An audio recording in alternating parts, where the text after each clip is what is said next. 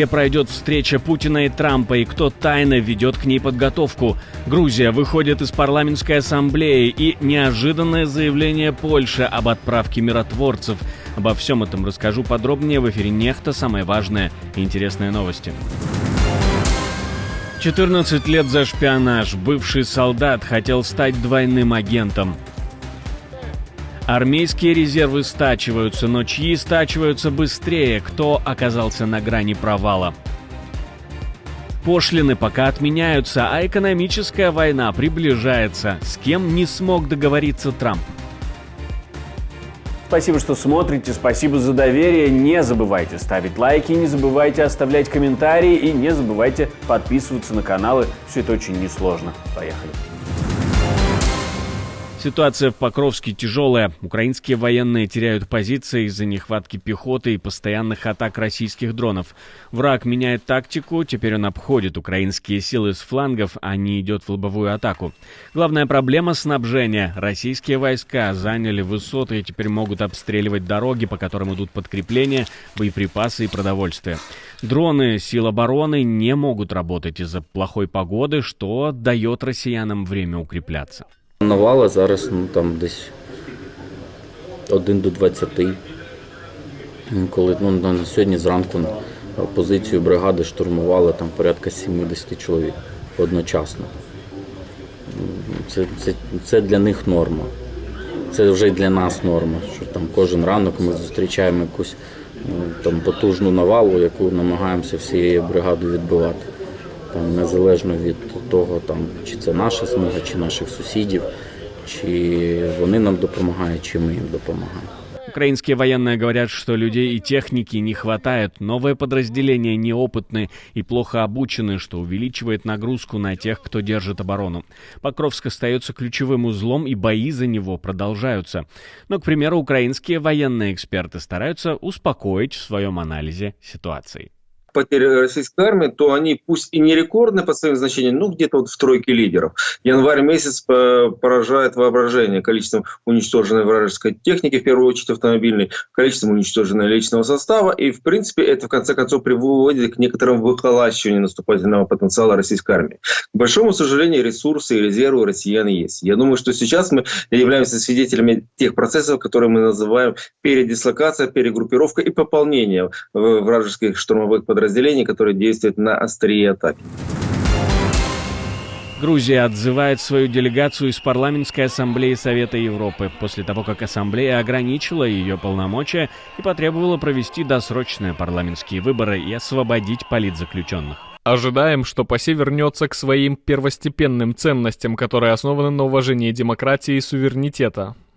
29 января ПАСЕ поставила под вопрос полномочия грузинской делегации и заявляет, что ее статус будет пересмотрен в апреле. После этого глава делегации Тея Цулукиани объявила, что Грузия прекращает работу в ассамблее. Решение демонстрирует усиление конфронтации между грузинскими властями и европейскими институтами. На белорусско-польской границе произошло невероятное очередное обострение. Там поврежден герб. Власти завели уголовное дело. В Пружанском районе, недалеко от заставы Переров, на пограничном столбе обнаружили повреждение государственного герба Беларуси. На месте происшествия сразу прибыла следственно-оперативная группа, изъяла металлические шарики, предположительно ими и были нанесены повреждения. По данным белорусских властей, погранзнак установлен лицом в сторону Польши. Теперь правоохранители пытаются выяснить, откуда же прилетели эти самые шарики. Пока план перехват не объявили, но действуют оперативно. Повышение пошлин для Мексики от Трампа откладывается на месяц. Об этом президенты Мексики и США написали у себя в социальных сетях. Трамп похвастался общими решениями. Это был очень дружеский разговор, в ходе которого она согласилась немедленно поставить 10 тысяч мексиканских солдат на границу, разделяющую Мексику и Соединенные Штаты. Эти солдаты будут специально назначены для остановки потока фентанила и нелегальных мигрантов в нашу страну. То есть можно сказать, что с Канадой договорятся, потому что Трамп анонсировал переговоры на высшем уровне о торговых отношениях с Мексикой и Канадой. Тут, скорее всего, проблем быть не должно. Если с Мексикой и Канадой для Трампа это возможность получить более комфортные, скажем, какие-то бенефиты для американского бизнеса, и не более того, потому что и Канада, и Мексика – это ключевые страны для Соединенных Штатов, поэтому здесь радикального какого-то конфликта быть не может. А вот с Китаем это скорее приглашение к разговору. Польша могла бы участвовать в переговорах по Украине, но отправлять войска не планирует, говорит президент страны в интервью The Financial Times. Анджей Дуда заявил, что Варшава могла бы стать участником возможных мирных переговоров между Россией и Украиной, если бы администрация Трампа пригласила другие страны за стол переговоров. Если мы посмотрим на этот возрожденный российский империализм, то в этом конкретном случае польские и украинские интересы совпадают. При этом Дуда подчеркнул, что, несмотря на поддержку Украины, Польша не намерена отправлять свои войска. Напомнил, что Варшава уже оказывает значительную помощь Киеву, став ключевым логистическим узлом для поставок оружия и гуманитарной помощи, но при этом сама остается одной из самых уязвимых стран перед возможной российской агрессией. Россия готовит площадку для будущей встречи с президентом США. Трамп и Путин могут пересечься на нейтральной территории и рассматривать Саудовскую Аравию или Объединенные Арабские Эмираты как возможные площадки. Об этом сообщает Reuters со ссылкой на 2 российских источника. По их данным, в последние недели высокопоставленные российские чиновники посещали обе страны, обсуждали возможность проведения переговоров там. Но внутри России есть сопротивление этой идее, ведь некоторые дипломаты и представители разведки сомневаются, так как Саудовская Аравия и Объединенные Арабские Эмираты имеют тесные военные и разведывательные связи с США. Задействование официальных лиц, определение групп. Не нужно после каждого какого-то тура таких переговоров выходить и артикулировать какую-то позицию. Почему? Потому что, скорее всего, позиция еще формируется. Вот в чем дело. Поэтому и выходить, скажем так, на какой-то официальный диалог пока Соединенные Штаты не спешат.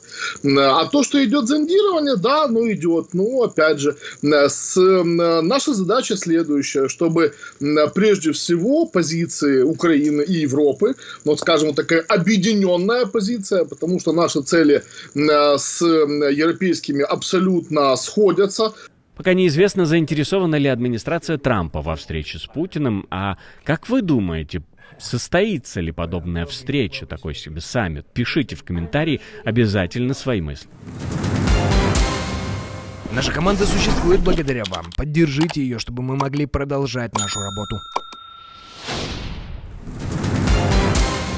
Власти Эстонии призвали жителей запастись едой, водой, настольными играми или картами. Все из-за того, что страна готовится к отключению от российской энергосистемы БРЭЛЛ. Спасательный департамент страны выпустил рекомендации для населения на случай возможных перебоев с электричеством. Жителям советуют иметь запас воды, продуктов длительного хранения, свечей, фонарей и батареек. Также рекомендуется зарядить мобильные устройства и подготовить автономные источники питания. Власти уверены, что процесс десинхронизации пройдет без значительных последствий, но призывают граждан быть готовыми к возможным временным неудобствам. Британского солдата осудили за шпионаж в пользу Ирана. В Лондоне вынесен приговор 23-летнему бывшему солдату британской армии, который получил 14 лет тюрьмы за сбор секретной военной информации для Ирана. Следствие установило, что с 19 по 22 год он передавал данные, которые могли быть использованы для террористической деятельности, включая личные данные и маршруты передвижения спецназовцев. Сначала вы отбудете половину срока за нарушение закона о государственной тайне, затем вы отбудете 40% срока за побег. Наконец, вы отсидите 2/3 срока заключения за преступление, связанное с законом о терроризме, после чего ваше дело будет передано в Совет по условно-досрочному освобождению для рассмотрения вопроса о том, следует ли вас освободить до истечения общего срока заключения. Таким образом, общий срок наказания составляет 14 лет и 3 месяца. Даниэль Абед Халифе начал заниматься этим еще в 17 лет, но суд решил судить его как взрослого, так как он продолжал деятельность на протяжении нескольких лет. В 2023-м, ожидая суда, Халифе сбежал из лондонской тюрьмы Вансворт. Он привязал себя к дну тюремного фургона и, собственно, сбежал, спровоцировав общенациональную охоту, погоню за ним. Но спустя несколько дней его задержали. На суде он заявил, что ненавидит иранское правительство, считает себя патриотом и даже предлагал британским спецслужбам Ми-6 и Ми-5 стать двойным агентом. Но теперь его ждут годы за решеткой.